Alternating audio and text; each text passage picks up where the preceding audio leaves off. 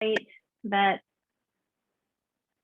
I have a website that I've had going now since 2006 when my son was about a year old. I try to post support and resources for parents and caregivers of children who are blind, but for the most part, I'm a mom. So just so you know what my background is, my son, Ivan, is 16 years old now. He is totally blind. He has LCA, but he doesn't have any light perception.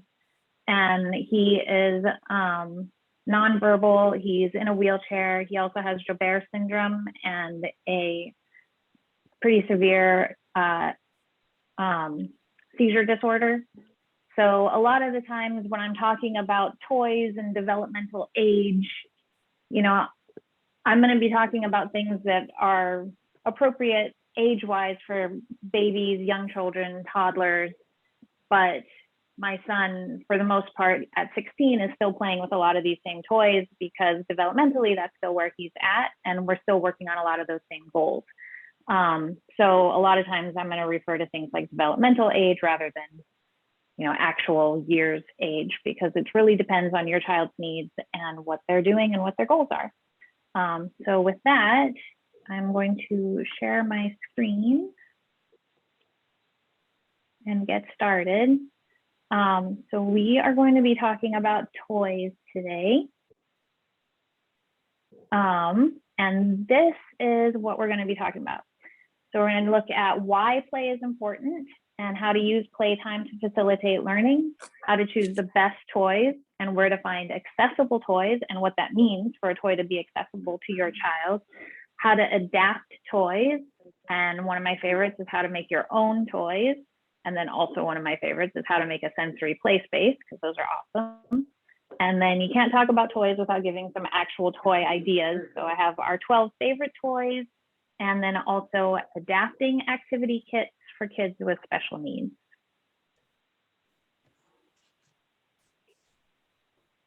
There we go. I have no idea why my slides have that really nice animation, and I don't know how to turn it off. So we're going to have some animations in here. So why play is important. So a child's job is to play. And, you know, if you think about it, what is a kid supposed to do? They're supposed to play. And playtime is a time that they can learn and they can gain skills. So you can have your child learning motor skills, memory, problem solving skills, vocabulary and communication, concept development, obviously social skills if they're playing with other children, if they're playing with you. And one of my favorites is building self-confidence. And I talk a lot about giving your child the opportunity to succeed, that you don't want them to be frustrated in the toys they're playing with. You want them to feel like they've done well. So some things to remember during playtime is that there's no right way to play. If your child is using a toy in the way that it wasn't designed to be used, that's okay. We can look at that as creativity. If you can sit back, then sit back. So in other words, if your child's able to do something independently and they don't need your help, don't give your help. But at the same time, since we are talking about kids who have disabilities, kids who have special needs, a lot of times we are going to have to facilitate. And then something that I learned with my son is that some kids just know how to play and some don't. It's the same thing with sleep. Some babies just know how to sleep, most of them don't. And we kind of have to teach them how to do that. So for a lot of kids, we have to teach them how to play, especially how to play independently. And then the last point here is I was talking to an occupational therapist as I was putting these ideas together for this presentation, and she was telling me about all these amazing things that kids can, you know, gain through play. And I said, well, if play is so great, is there any time play is bad? And she said, yeah, when it's self-stim.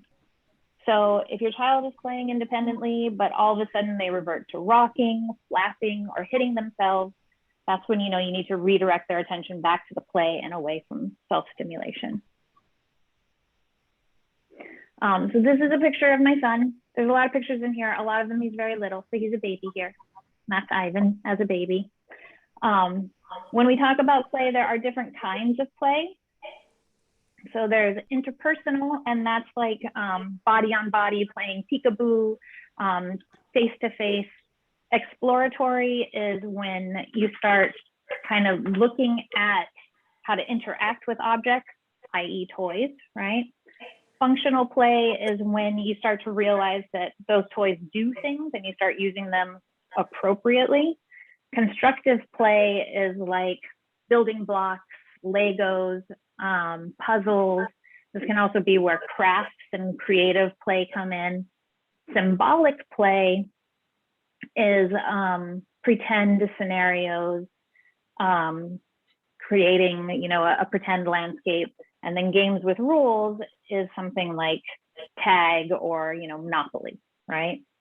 So in this talk, we're talking mostly about exploratory, functional, and constructive play, because those are the types of play that involve toys.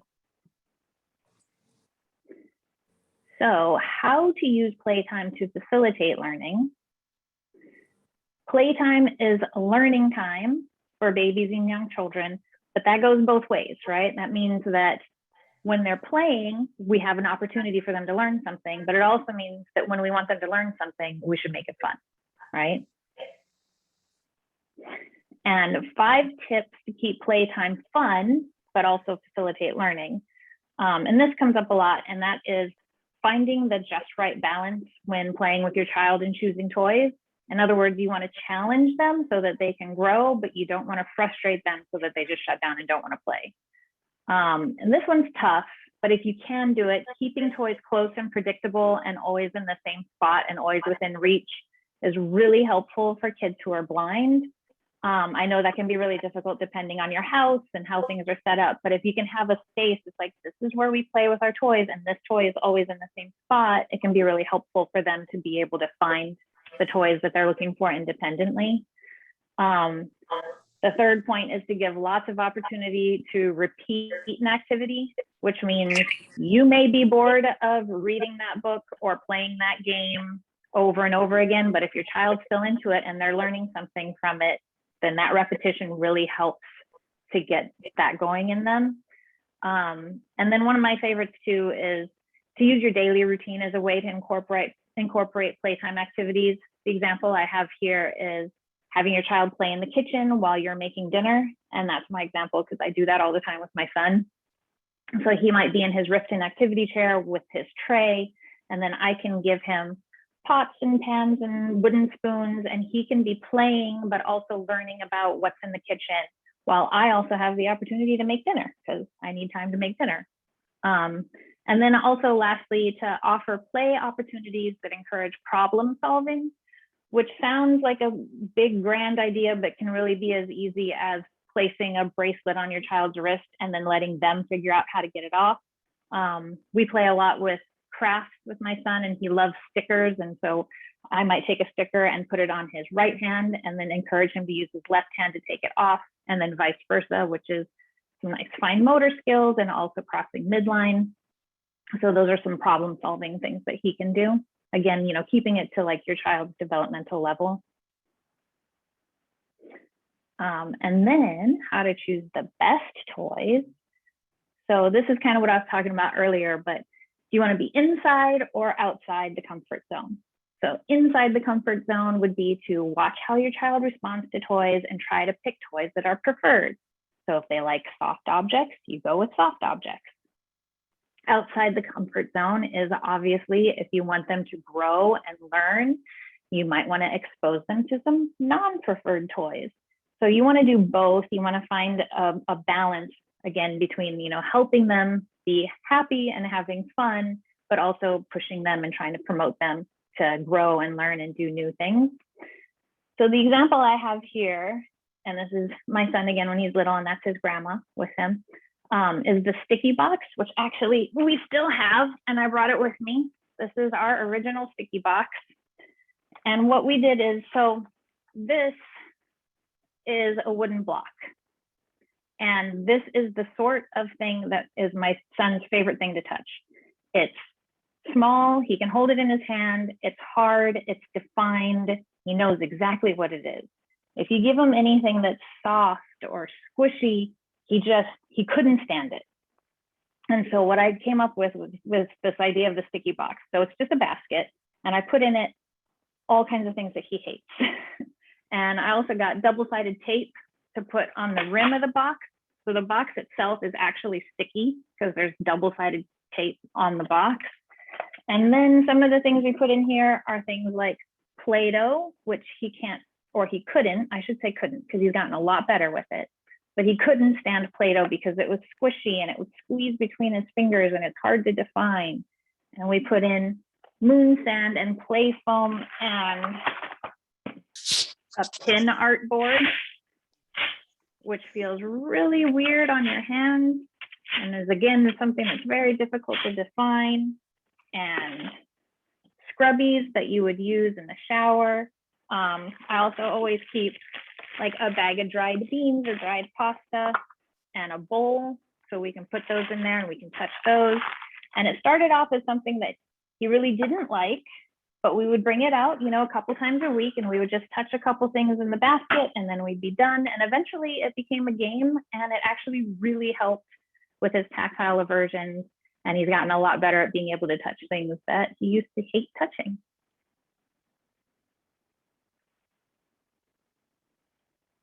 So where to find accessible toys? When you are looking to buy a toy for a child who is blind, some things to ask yourself would be, is the toy safe and developmentally appropriate? Part of that might be if they chew on things, you know, does it have little pieces on it that might come off and they might choke on? Is the toy durable? Again, like if they're chewing on things, is it going to be able to withstand that? I try to find as much multi-sensory toys as I can. I love it when there's multiple aspects to a toy. Does the toy represent a real object? So for example, I have this squishy tomato that's in our sticky box. Is it a tomato? No. If I were to hand it to my son, would I say, hey, this is a tomato?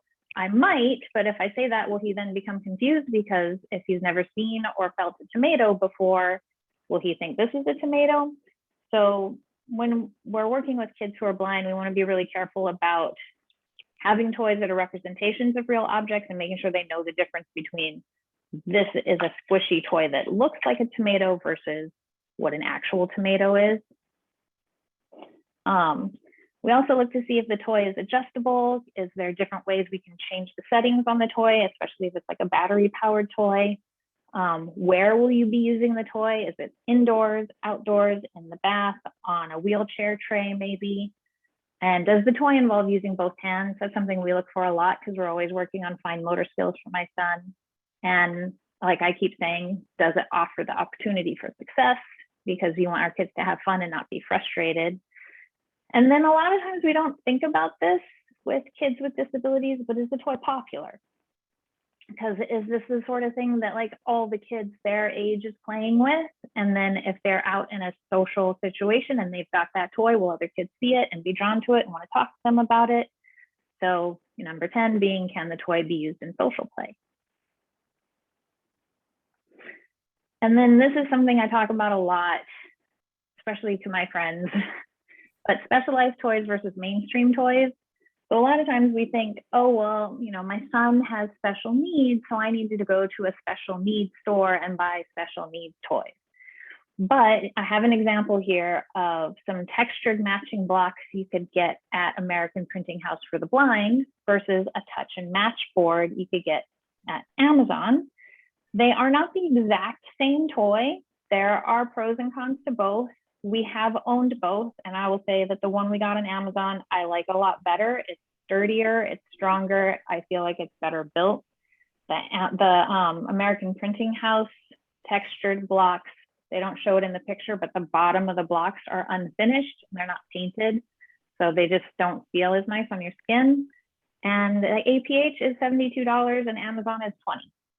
So definitely better to look, I feel, for toys in mainstream locations because they tend to be a lot cheaper. But if you're looking for your specialized toy outlets, that's going to be something like APH, which is generally going to also be acceptable through quota funds. If you don't know what quota funds are, talk to your teacher of the visually impaired and they can get you set up for that. There's TFH Special Needs Toys, Fun and Function, Adaptive Mall, Playability Toys are all great places to look for toys. that are designed specifically for kids with special needs. They do tend to be more expensive, but also if you have funding like quota funds, or if you have funding through your Department of Education, they're also more likely to pay for toys from those outlets because they know that they are supposed to be for kids with disabilities. And then the mainstream toy outlets are places like Amazon and Target, Walmart, Toys R Us, Discovery Toys, which I like a lot, Melissa and Doug, and Lakeshore Learning. And by far, we get the majority of our toys from Amazon and Target because they're the cheapest places to get them. But then I wanted to go through some examples of the specialized toy places. So this is just a screenshot of the website for American Printing House for the Blind. It's going to be very specialized to kids with visual impairments, which is awesome. They have things like the reach and match alphabet tiles, which are really cool. And we have them, actually. We have the reach and match tiles and the mat that they come with. It was purchased for us by our TVI through quota funds because it's over $1,000. So this is generally not a place you're going to go to buy your own stuff because it's really expensive. But there's some really cool stuff here. I really like TFH mainly because if you look at the top of the screen, they separate out their toys by goals. So you have visual, auditory, tactile, body awareness, body movement, motor planning. I think that's a great way for us to think about toys when we're purchasing them for our kids.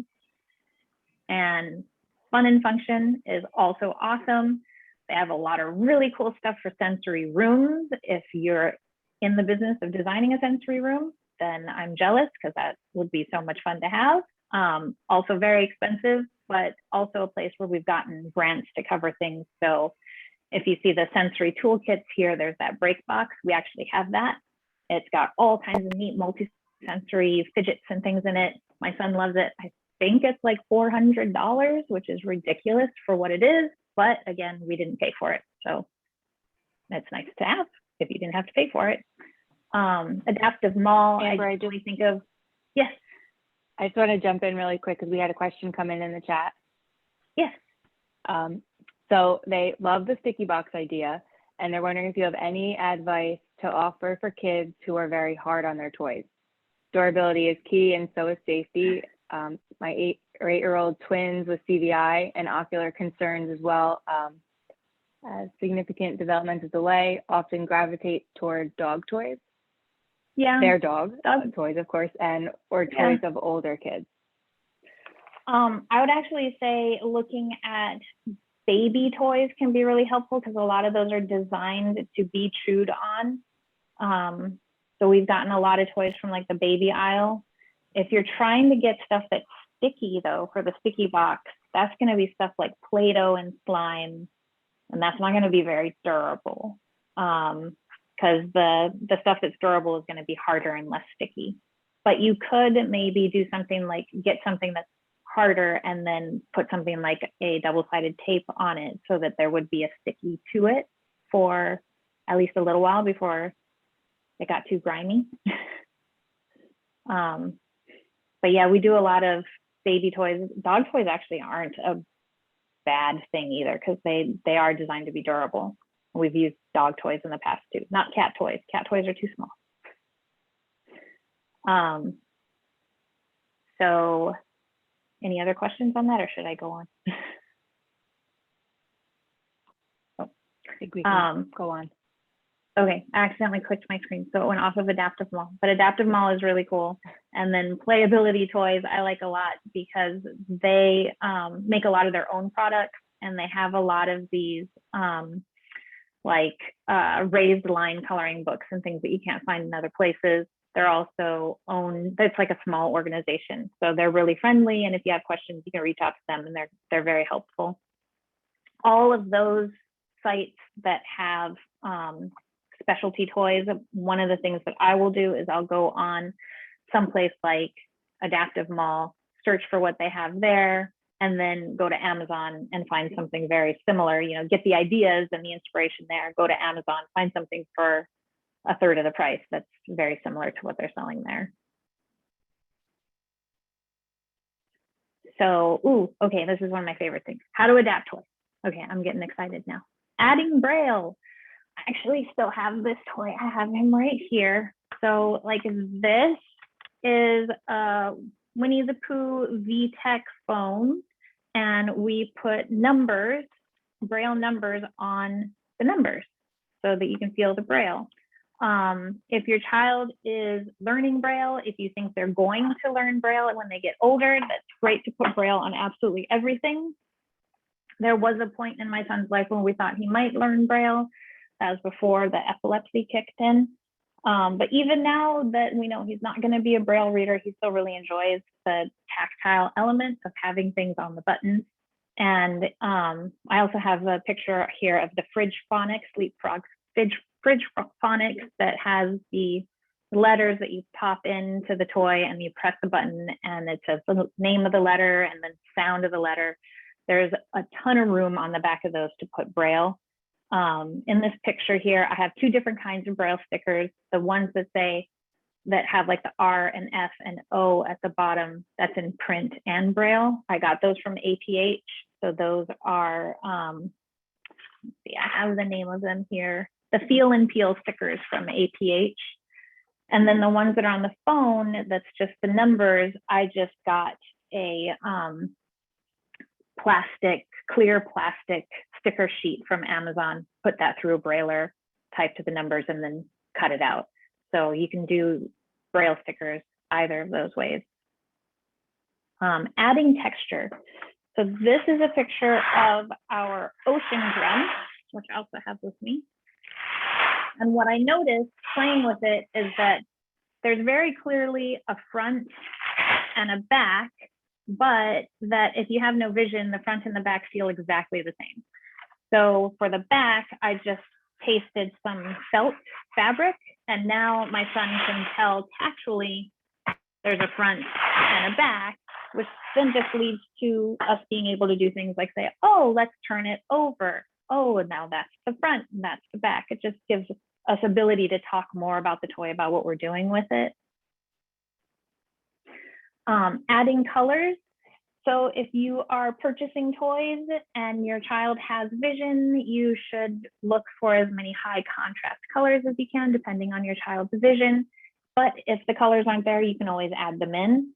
So this is a picture of a wooden puzzle with shapes, and the wooden part that the shapes go into, the slots were the same color as the board, so they were very hard to see without the color.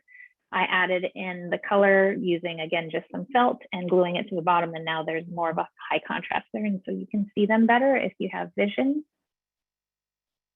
And then making buttons bigger or easier to find. So this is actually a picture of a foot massager, which is one of my son's favorite toys, even though it's not really a toy.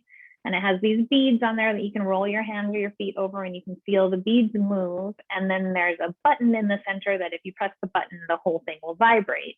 But the button is very flush with the rest of the device. So it was very hard for him to actually locate that button. I was constantly having to bring his finger over and show him where the button was. So what I did was I just got a kind of thick foam sticker and stuck it on the button, and now he can always find that button and press it himself independently. This, using the same concept of making buttons bigger or easier to find, this is a Fisher-Price gumball toy. And so there's this tiny little blue lever over on the right-hand side that you're supposed to press down, and when you press that down, the balls come out the bottom, they roll around, they come out the bottom, it lights up, it sings music. But my son had a really hard time finding that tiny little blue lever over on the side. So I took a cylinder style wooden toy and rubber banded it to the lever. So then there's like a huge lever now and he can reach out and find that. And it's much easier for him with his fine motor skills to find that and push it down.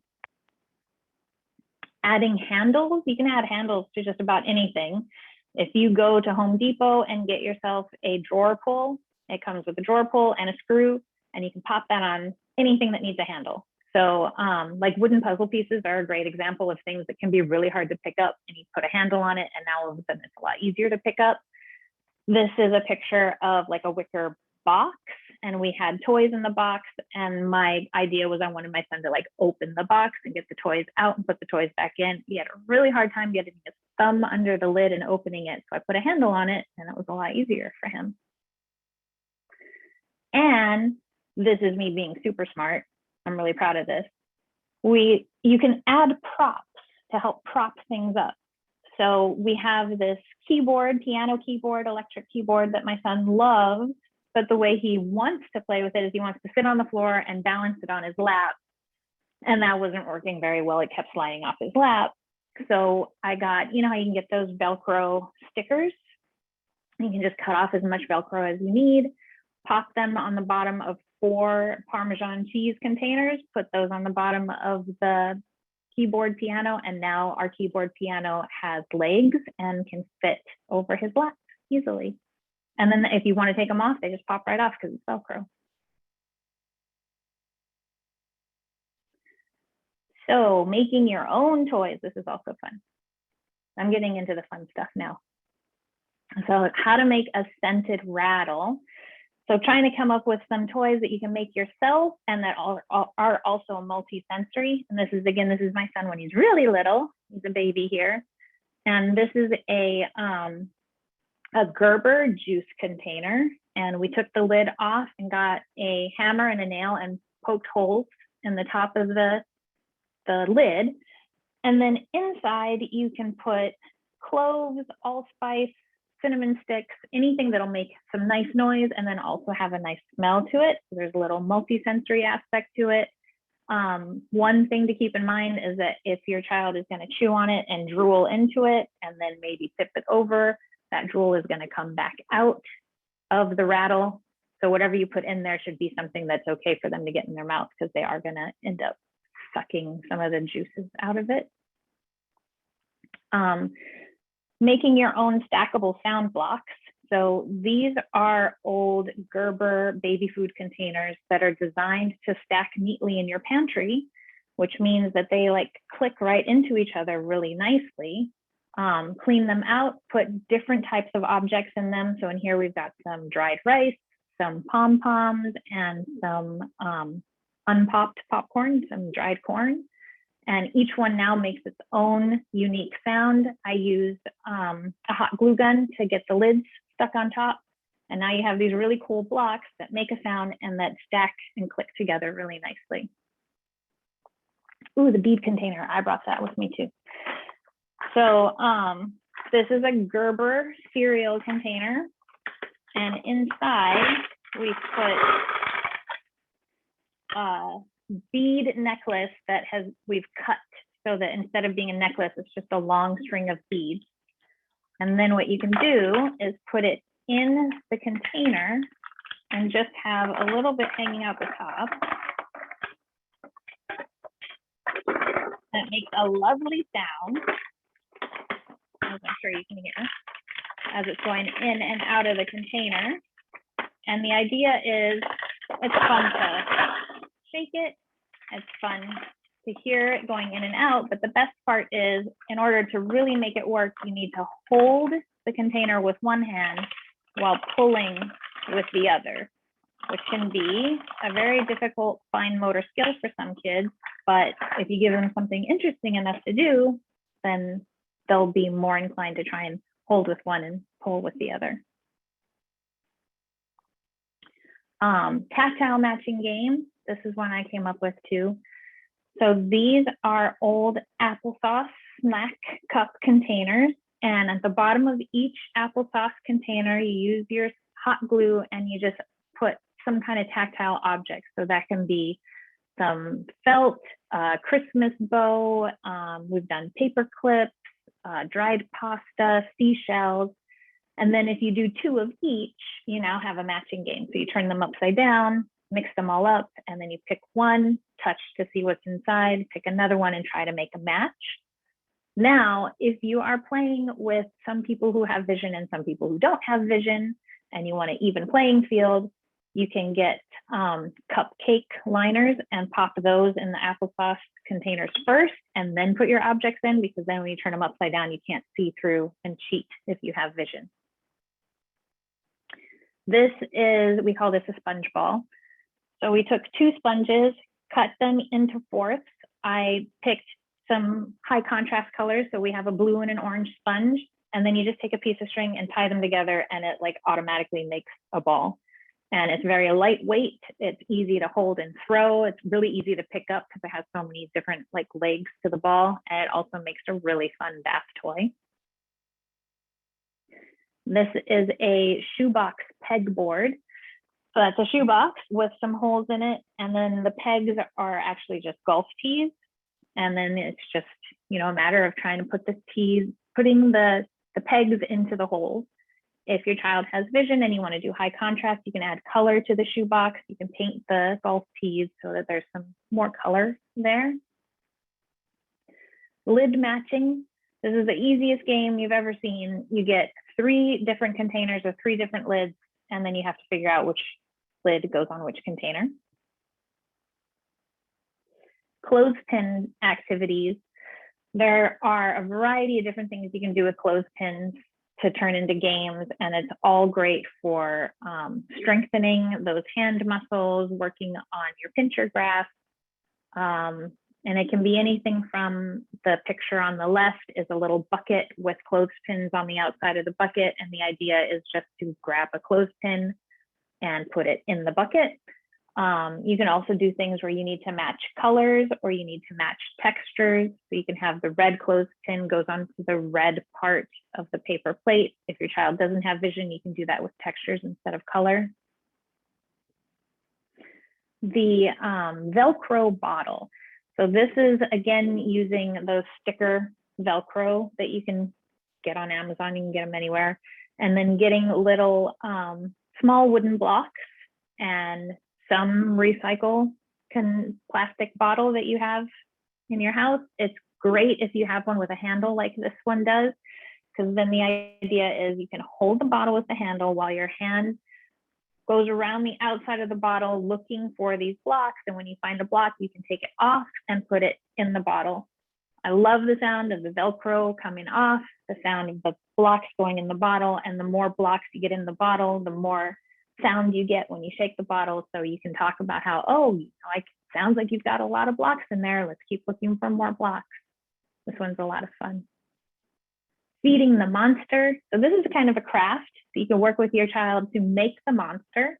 The monster is just made out of a Huggies wipe container with the lid up, and then the part where the wipes are supposed to pop out becomes the mouth. And then we just took some cardboard and cut them into squares. You could make your food in whatever shape or design you want, but we just have these square pieces of cardboard that we say are crackers. And then you have to pick up the crackers and put them in the mouth of the monster. And then the scarf pull toy, another one I came up with. So this is called an O-ball. They're pretty common. You can find them on Amazon. I have the rattle one because I wanted it to be able to make noise when my son shook it. And then I just stuffed it like a silky scarf into the O-ball. And then his job is to try and pull the scarf out. Again, meaning one hand holds while the other hand pulls. And he's actually had a lot of really great success with this one. We like this one.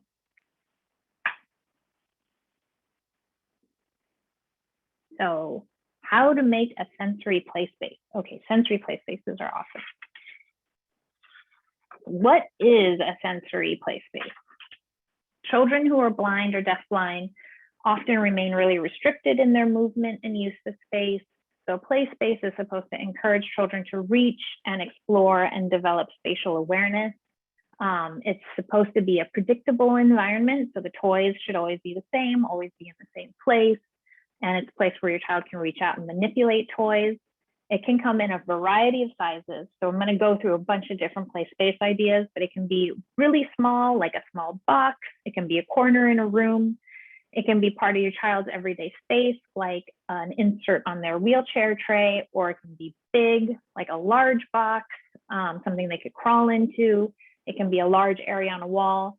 Obviously, it could also be a huge sensory room, which I don't have, but one of these days, if I get rich enough, we will have a sensory room.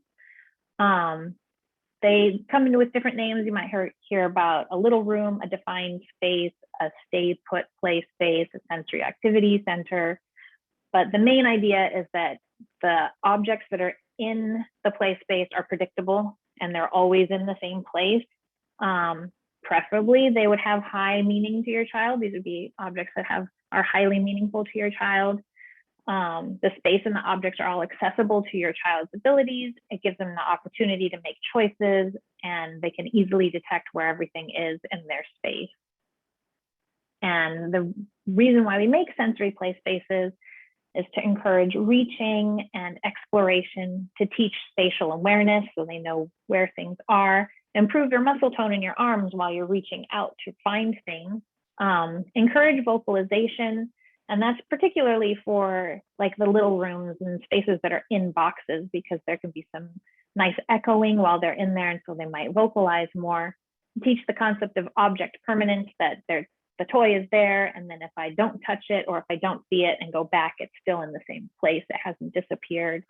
And I really like the idea that it teaches children that they have the ability to manipulate their environment rather than always waiting for someone to come and move and manipulate them. So what can you put in your play space? Play spaces, a lot of people just think of like toys and trying to find toys to put in a play space, but you can put all kinds of things in there. And it can be a lot of fun to just like walk the aisles of Home Depot and find chains and ropes and chain links and weird things that you can put in a play space. Egg beaters, slinkies, springs, bells are fun, magnets and brushes, hanging cords, anything that makes music, like a triangle would be great to hang in a play space. So we're going to look at play spaces from little to large. So this is just a toy box. You might think, oh, that's not a play space, it's just a toy box. But if that box always has the same toys in it, then that kind of starts that concept of this box that's in front of you, it's always the same toys. You can reach into this box and find and manipulate those toys. This is a wheelchair tray. I love this idea because what we have here is there's a string, kind of like a bungee string, that's holding all these toys in place. So whenever she reaches out to her wheelchair tray, she's always going to find those same toys are still there. And if she throws them, mom doesn't have to go pick them up and clean them and put them back on her tray. They stay on her tray. This is a magnetic tray. So it's like a cookie sheet. And then you get a bunch of toys and you put like sticker magnets on the back of the toys. And now they fit on the metal cookie sheet tray. And then again, it's always the same toys, and then your child can work on moving them around on the tray. Love this idea. I did not come up with this idea, so I won't take credit for it, but I love it. And this is to make a play space on your child's body by getting an apron or a vest, and then getting rings and sewing them to the apron, and then connecting the toys to the apron. So then all the toys are on their body and they can play with them on themselves. This is a texture board. So you can get like a poster board or a large piece of cardboard and put different textured materials on the board, maybe hang some toys from it, and you have the texture board. This is a really cool idea. They call it a ball board. So it's a large box with holes cut into the box and then toys hanging from rings at the top of the box. And then the idea is that you would take those toys and pop them through the hole, and then you can use the string to pull the toy back out and do it again. This is a similar concept. It's a shaker egg board. So there's a empty coffee canister connected to the board, and then some felt, and then you take Easter eggs with Velcro on the bottom of them. They're connected to the felt, and then you can pick up the Easter eggs and pop them into the canister. Also fun to put different things in the egg, so each one makes a different sound. This is really fun. We've done this, a hula hoop hanger. All you need is a hook in the ceiling and a hula hoop and some rope to hold your hula hoop up, and then your child can lay on the floor and have the toys hanging above them. I like the slinky on this one. And this is a sensory chair. So this is PVC that's been put together to create a frame around the chair, and then the toys hang from the PVC pipe. And in this picture, there's just a chair, but this would be great for kids in wheelchairs. You can just wheel the chair up to it, and then they have this sensory space that's surrounding them that they can reach out and manipulate and play with. I have not made one of these yet, but I've been seriously thinking about doing this because I think my son would love it. And this is kind of the traditional little room. So it's a box, and your child is supposed to kind of like lay in the box, and there's all these toys hanging above them or on the walls next to them. And then again, you know, if they vocalize it in the box, it makes different sounds. They can kind of hear the echolocation bouncing off the walls, and all of the toys are always in the same space. But if you can't make a little room, you can also get these kind of basic like baby activity centers that will arch over the baby, and they usually have places for toys to hang, and you can get a very similar concept with something that you can just buy off of Amazon. And this is a sensory corner. So this is getting bigger now, and it's sort of like taking maybe those texture boards and the metal trays that you've made and attaching them to the walls in a corner, having a seat there that's accessible to your child. This child's just sitting on a ball, which is, you know, a nice bouncy ball seat. It'd also be great for a child in a wheelchair. And then there's sensory walls, which is something else I've always wanted to build. You can buy them pre-made. They're really expensive, so we haven't actually gone out and gotten ourselves a sensory wall, but these are great, particularly for kids that, like, we're always working on my son's gross motor skills too, so trying to encourage him to stand, and he would love to stand at something like this because he'd be interested in touching all the stuff on the walls. He probably wouldn't even notice how long he was standing.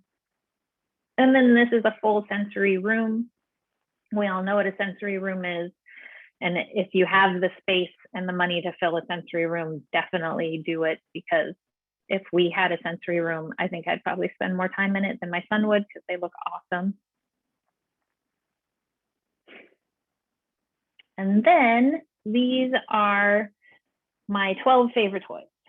So all of this talk about making toys and adapting toys, I thought it'd be fun to just kind of go through some off-the-shelf toys that we love. This is the colorful cube shape sorter. And what I love about it is that it's not actually a shape sorter.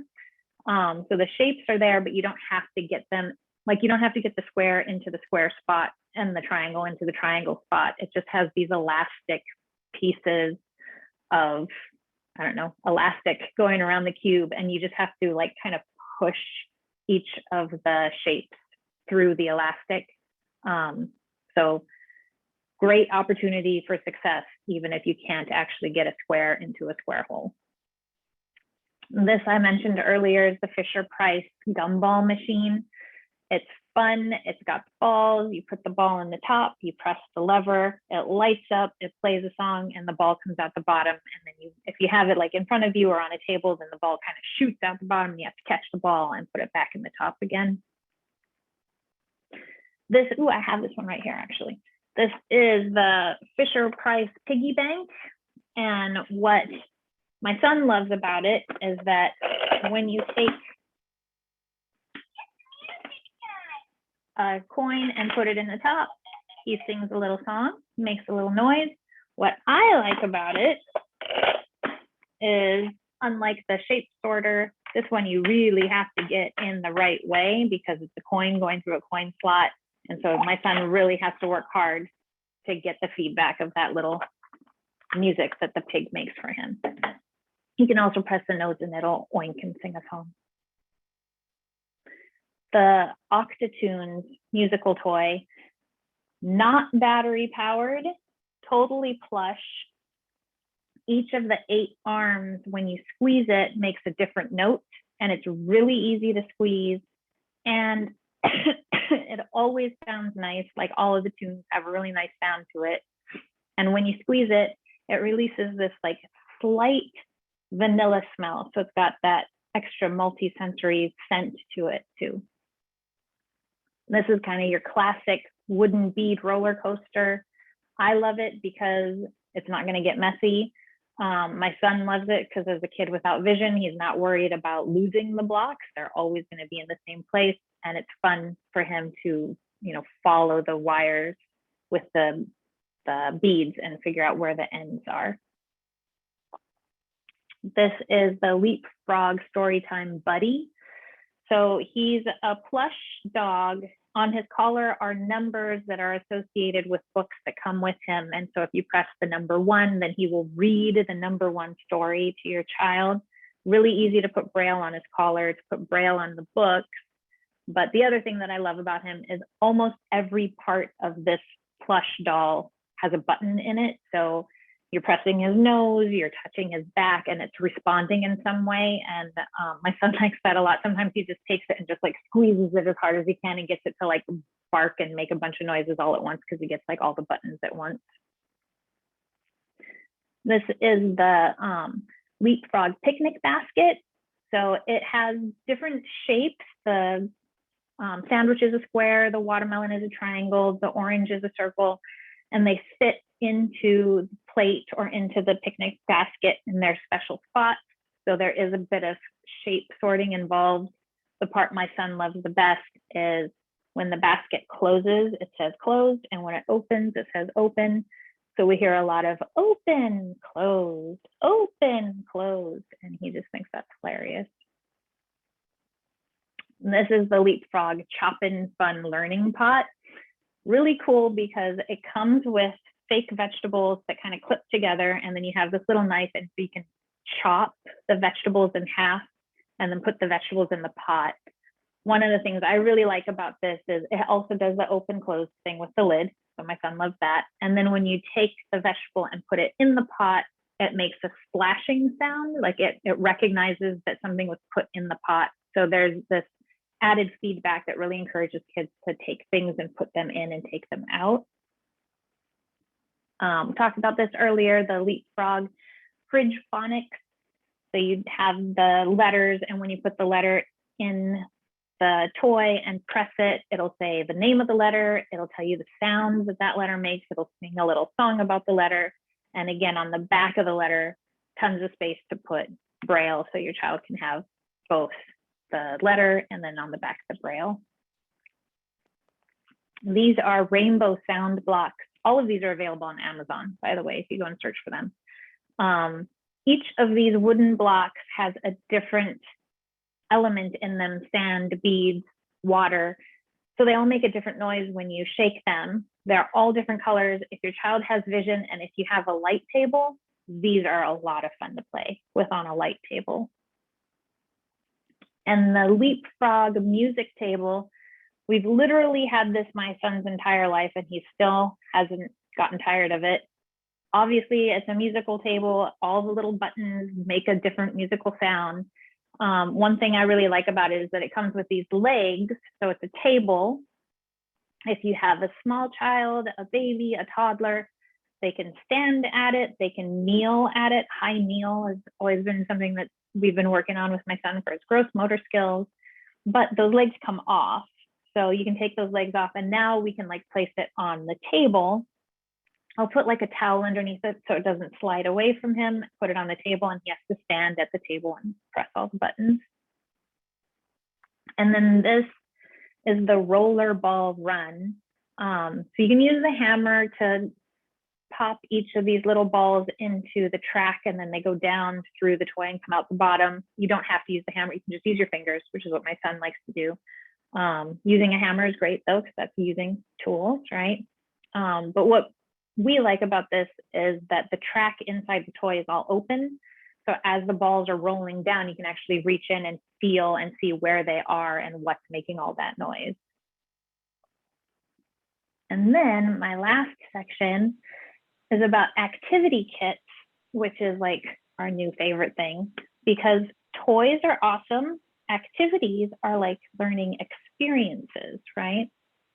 So when you buy a toy, I just want to give you a 10-minute warning. Okay, I'm almost at the end. All right. Okay, awesome. When you buy a toy, you're going to have that toy for a long time. When you buy an activity kit, it's going to be like a one-time thing. You're going to do this activity and then you're going to be done with it. but you get that experience of having done the activity with your child. When we are buying activity kits, we look for activity kits that have interesting textures, particularly for kids who have little to no vision. And also anything that allows something to grow or change or build while you're making it. So like a crystal growing kit is really cool because you can feel things change. Baking, cooking kits are a ton of fun. They have easy to follow instructions, and then you get to eat what you make when you finish it. We also look for simplicity. So a lot of times we'll look at kits that are designed for younger kids because they're really simple, which makes them easy to adapt to pretty much any needs. I also try to find kits that are comprehensive because I want to have everything included if possible. I don't want to have to go and buy a bunch of extra stuff.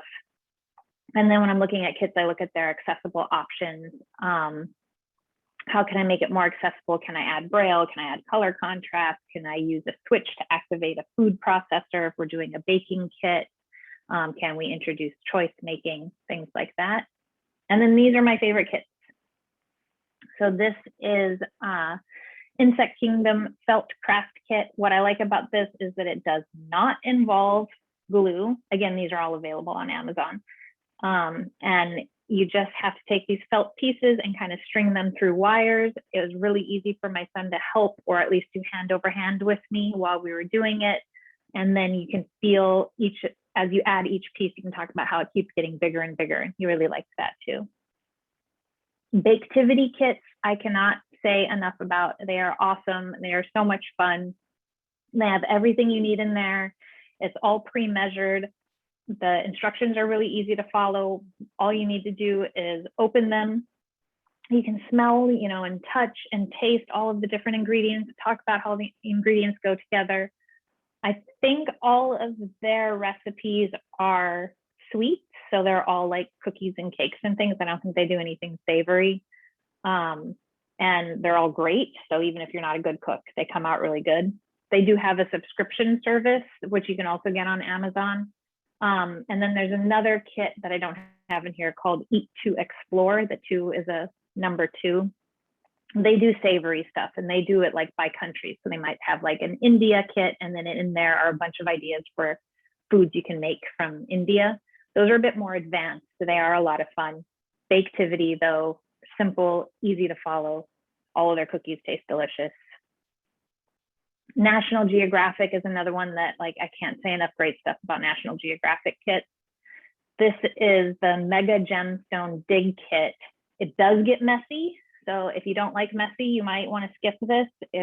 But if you're okay with that, it comes with this big sand block, and inside are all these gemstones. You get the sand wet and it starts to dissolve, and then you can use your fingers or the tools that come with the kit to dig in and find the gems. It comes with a booklet in the kit that tells you what all of the different stones are, so you can identify them. They have fossil dig kits, dinosaur egg dig kits, geodes. They have a ton of stuff. Just search National Geographic kits. They're really a lot of fun. I love them. Did you know that you can make root beer using yeast? I had no idea, but now I do, because we got a brew it yourself root beer kit and we made our own root beer. Ivan helped stir everything. We added the yeast. It actually came out tasting like delicious, sparkly root beer. It makes a lot of root beer. So either be ready to drink a lot of root beer or have people to give root beer away to. Making your own dog treats. We love these because we have a dog. So it's fun when you actually make something that you can feed to the dog when you're done. And then this is the last one. It's the wooden birdhouse kit. You can find these again on Amazon. They click together, but they do need glue to stay together. They usually come with some kind of paint set, so you can paint them. We're just starting to get into painting with my son. We put sand in the paint to give it a texture so that when he paints, when it dries, he can feel where he painted. But most of the time when we decorate things like this, we use those big thick foam stickers because they're easy for him to feel and he can help put them on. He really likes the glitter stickers because they have a lot of texture to them. These birdhouse kits, you can put bird seed in them and put them outside. They're going to last you about 2 to 3 months, especially in New England where we are. But it's okay because they usually come in sets of like 2 or 4. So once it breaks down and you throw it away, you just get to make a new one. And I think that's all of my, yes, that's everything. So that's all I have to say about toys. That's awesome. Thank you so much, Amber. I love the root beer kit, and I have a lot of now gift ideas for my nieces and nephews. Yeah.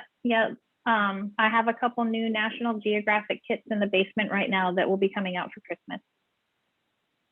Awesome. Does anyone have any questions for Amber? I know that there was one actually that came into the chat, and it was, is there a list of organizations that will help fund some of the expensive toys? And is there a list of toys as well? So I have a list of the toy list that I have on here. I have on my site. If you looked at the bottom of the slides, it said that I had a bit.ly link that's just bit.ly/toy-guide. So you can go there and you can find all of the toys that I mentioned today, and there's links to them if you want to. They're all like I said, they're all available on Amazon. If you're looking for places that will do grants, if you go to wonderbaby.org and search for something like grants, I have a lot of lists of grants. A lot of the places I list do things that are kind of bigger, like they're going to help you build a wheelchair ramp or buy a wheelchair accessible van or something that's really expensive. A lot of those places would also help with toys. They actually would probably enjoy being able to help people fund things that aren't as expensive. But the places that we've used most often are the quota funds through our TVI, and we also get money through the Department of Education. So DESE, at least in Massachusetts, does give money out to special needs kids to help enhance their learning. And since a lot of these toys are developmental toys or are sensory toys, they will help pay for that. Great, thank you. And it looks like there's a lot of positive feedback coming in through the chat. Cool. We have one last question. So this person has a newborn and they're unsure of his vision as of now, and they're thinking of using puff paint to highlight on toys whenever there's a number 1 or a letter. Would you suggest tracing what is there or using Braille? I think it probably depends on the toy. If there is space, like for example, on the phone here, there's enough space here for Braille. If you think there's a possibility of them reading Braille, I would say start going for Braille as soon as possible, because like we're not going to give our kids fake print if they're going to be print readers, you know, like have them actually have access to Braille.